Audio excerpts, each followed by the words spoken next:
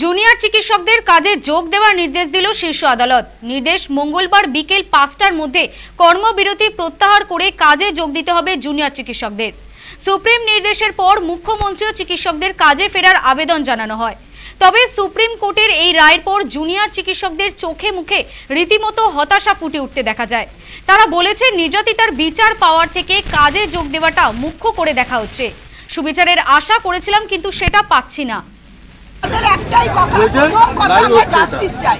Justice যতক্ষণ না পাচ্ছে ততক্ষণ জুনিয়র ডক্টররা নো সেফটি।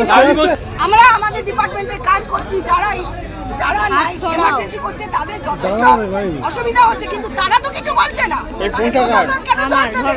প্রশাসন আগে আমাদের ন্যায় বিচার দিক। কেন তাদের জিনিসপত্র তাদেরকে না ধরে ডক্টরদের উপরে চাপ দিয়ে কি হবে? ডক্টর সুরক্ষিত নয়, পেশেন্ট সুরক্ষিত নয়, সাধারণ মানুষ সুরক্ষিত নয়, সেখানে কি করবো? আমরা তো মানুষ।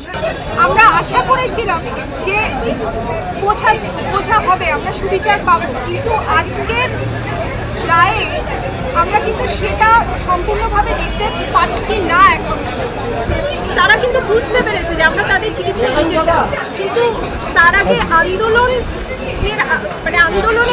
লক্ষ্যটা, যে কারণে আমাদের আন্দোলনে নামা, সেই লক্ষ্যটা পূরণ হওয়ার আগেই, যেখানে সুবিচারটা না পাওয়ার আগেই, যেখানে আমাদের কাজে যোগদান করাটাই মুখ্য হিসেবে দেখা হচ্ছে। মিটিং হওয়ার পরে তখন ডিসিশন নেব আমরা কী করবো। আমাদের মেইন যে দাবি ছিল সেগুলো আমরা এখনও কোনো সেগুলো আশা দেখিনি। তো আমাদের মিটিং হওয়ার পরে সেটা ডিসিশন নেওয়ার পরে আমরা আইনে করা যায় বা কী ভাবা যায় সেটা ভাবছি। আর এই যে কাজে ফেরা, কিন্তু আমাদের একটা কথা বলবো, আমাদের সিনিয়র ডাক্তাররা কিন্তু সরকারি স্যারেরা তারা কিন্তু সমস্ত জায়গায় কাজ করছে। সাবডিভিশন ডিস্ট্রিক্ট হসপিটাল বলুন, আমাদের হসপিটালে বলুন বা বিভিন্ন মেডিকেল কলেজে সিনিয়র স্যারেরা কিন্তু তারা অক্লান্ত পরিশ্রম করছে। তারা কিন্তু রাত দিন ডিউটি করে যাচ্ছে। সুতরাং পেশেন্ট আনঅ্যাটেন্ড ব্যাপারটা কিন্তু ঠিক নয়।